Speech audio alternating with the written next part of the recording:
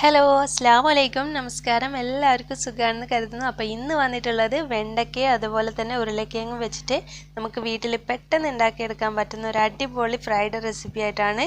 ഇത് നമുക്ക് ചപ്പാത്തിക്കും ചോറിനൊക്കെ കൂടെ കൂട്ടാൻ വളരെ നല്ലൊരു ടേസ്റ്റി ആയിട്ടുള്ള ഒരു ഡിഷാണ്. അപ്പോൾ എല്ലാവരും വീഡിയോ ഒന്ന് മുഴുവനായിട്ട് കണ്ട് ഇഷ്ടപ്പെട്ടാൽ ഒന്ന് ട്രൈ ചെയ്ത് നോക്കുക. അപ്പോൾ നമുക്കിതിന് വേണ്ട ഇൻഗ്രീഡിയൻസ് എന്തൊക്കെയാണെന്ന് നോക്കാം.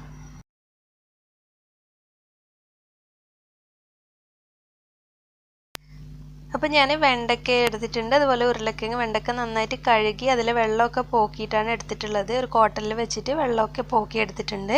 അപ്പോൾ നമ്മൾ എന്തുണ്ടാക്കുമ്പോഴും വെണ്ടയ്ക്ക ഇതുപോലെ തുണിയിൽ വെച്ചിട്ട് അതിൽ വെള്ളമൊക്കെ പോക്കുകയാണെങ്കിൽ അതിൻ്റെ വഴുവഴുപ്പ് ഒരു പരിധി വരെ നമുക്ക് ഒഴിവാക്കാനായിട്ട് പറ്റും.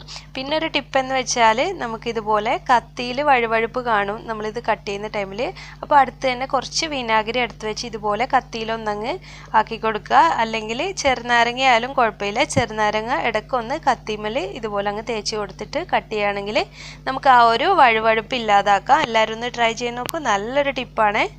അപ്പോൾ ഞാൻ ഈ ഒരു സൈസിൽ വെണ്ടയ്ക്ക മുഴുവനായിട്ട് ആദ്യം ഒന്ന് കട്ട് ചെയ്തെടുക്കുകയാണ്. ഞാനിപ്പോൾ ഏകദേശം ഒരു 1/2 കിലോ വെണ്ടയ്ക്കയാണ് എടുത്തിട്ടുള്ളത്. 1/2 കിലോ വെണ്ടയ്ക്കയ്ക്ക് ഏകദേശം ഒരു 3 പൊട്ടാറ്റോ വരെ നമുക്ക് ആഡ് ചെയ്യാം. പക്ഷേ എൻ്റെ അടുത്ത് 2 പൊട്ടാറ്റോ മാത്രം ഉള്ളതുകൊണ്ട് 2 ആഡ് ചെയ്തു, അത്രയേ ഉള്ളൂ. അപ്പോൾ പൊട്ടാറ്റോ നല്ലൊരു ടേസ്റ്റ് തന്നെയാണ്. ഏകദേശം രണ്ടും സെയിം അളവിലെടുത്താലും നല്ല ടേസ്റ്റാണ്. ഞാൻ മുഴുവനും ഇതുപോലെ ഒന്ന് കട്ട് ചെയ്തെടുത്തിട്ടുണ്ട്.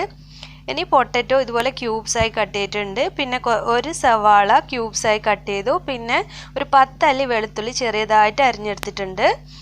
ഇനി വെളിച്ചെണ്ണ ഒന്ന് ചൂടായി വരുമ്പോൾ നമുക്ക് അതിലേക്ക് കുറച്ച് കടുക് ഇട്ടൊന്ന് പൊട്ടിച്ചെടുക്കാം. ഏകദേശം 1 ടേബിൾ സ്പൂൺ വെളിച്ചെണ്ണയാണ് എടുത്തിട്ടുള്ളത്. ഇനി കടുകൊക്കെ ഒന്ന് പൊട്ടി വരുമ്പോൾ നമുക്കിതിലേക്ക് എടുത്തു വെച്ചിരിക്കുന്ന വെളുത്തുള്ളി ഇട്ട് കൊടുക്കാം. അപ്പോൾ വെളുത്തുള്ളി ചെറുതായിട്ട് അരിഞ്ഞെടുത്തിട്ടുള്ളതാണ്. അപ്പോൾ വെളുത്തുള്ളി നല്ലൊരു ടേസ്റ്റാണ് ഈ ഒരു ഡിഷിന്. അപ്പോൾ വെളുത്തുള്ളി കുറച്ച് അധികം ഇട്ടാലും നല്ലൊരു ടേസ്റ്റ് തന്നെയാണ്. നിങ്ങൾ വെളുത്തുള്ളി ഇടാതെ ചെയ്യരുത്, നല്ലൊരു ഫ്ലേവറാണ് ഈ വെളുത്തുള്ളി ഈ ഒരു ഡിഷിന് കൊടുക്കുന്നത്.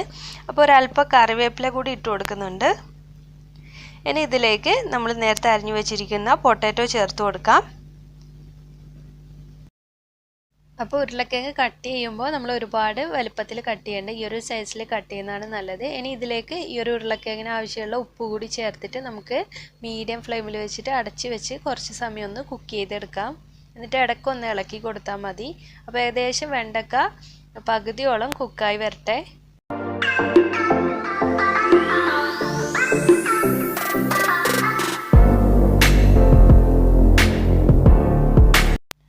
ഇപ്പോൾ ഉരുളക്കിഴങ്ങൊക്കെ പകുതി കുക്കായിട്ടുണ്ട്. ചെറിയൊരു ഗോൾഡൻ കളർ വരുമ്പോൾ നമുക്കിതിലേക്ക് 1/2 സ്പൂണ് മഞ്ഞൾപ്പൊടി ചേർത്ത് കൊടുക്കുക. അതുപോലെ തന്നെ 1 ടേബിൾ സ്പൂണ് മുളക് പൊടി ചേർത്ത് കൊടുക്കുന്നുണ്ട്.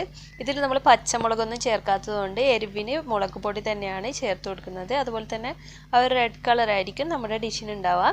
ഇനി ഇത് ലോ ഫ്ലെയിമിൽ വെച്ചിട്ട് വേണം വഴറ്റി കൊടുക്കാനായിട്ട്. ലോ ഫ്ലെയിമിൽ വെച്ചിട്ട് കുറച്ച് സമയം വഴറ്റിയിട്ട് നമുക്കിതൊന്ന് അടച്ച് വെച്ചിട്ട് കുറച്ച് സമയം ഒന്ന് കുക്ക് ചെയ്തെടുക്കാം.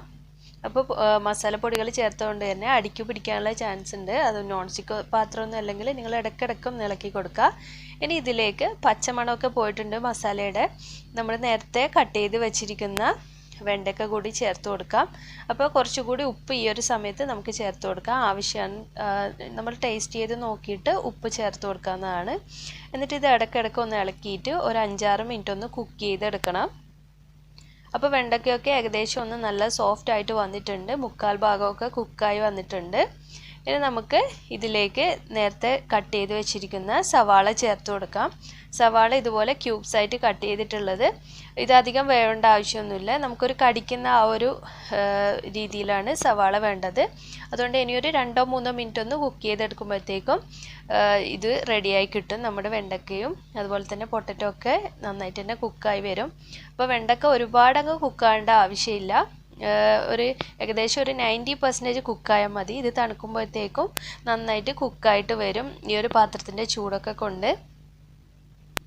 അപ്പോൾ ഇത് ഏകദേശം ഇവിടെ റെഡി ആയിട്ടുണ്ട്. ഇനി ഇതിലേക്ക് അവസാനമായിട്ട് കുറച്ച് ഗരം മസാല കൂടി ചേർത്ത് കൊടുക്കാം. അപ്പോൾ നിങ്ങൾക്ക് താല്പര്യമാണെങ്കിൽ കുരുമുളക് പൊടി കൂടി ഈ ഒരു സമയത്ത് ചേർത്ത് കൊടുക്കാം. ഇനി കുറച്ച് സമയം കൂടി ഒന്ന് അടച്ചു വെച്ചതിന് ശേഷം ഞാൻ ഫ്ലെയിം ഓഫ് ചെയ്തിട്ടുണ്ട്. അപ്പോൾ നമ്മുടെ അടിപൊളി ടേസ്റ്റി ആയിട്ടുള്ള വെണ്ടയ്ക്കയും അതുപോലെ തന്നെ ഉരുളക്കിഴങ്ങും വെച്ചിട്ടുള്ള ഫ്രൈ ഇവിടെ റെഡി ആയിട്ടുണ്ട്. അപ്പോൾ നമുക്കിത് ഈ പാത്രത്തിൽ തന്നെ വെച്ചിട്ട് ഒന്നങ്ങ് അടച്ചു വെച്ചതിന് ശേഷം നമുക്കിത് തണുത്ത് കഴിഞ്ഞാൽ ഈ വെണ്ടയ്ക്കൊക്കെ കറക്റ്റ് നന്നായിട്ട് തന്നെ കുക്കായി വന്നതായിട്ട് കാണാം. അപ്പോൾ നിങ്ങൾക്ക് ഈ ഒരു രീതിയിലാണ് വേണ്ടതെങ്കിൽ ഇതുപോലെ ചെയ്യാം. കുറച്ചുകൂടി കുക്ക് ചെയ്തിട്ടാണ് എടുക്കേണ്ടെങ്കിൽ അങ്ങനെയും ചെയ്യാം.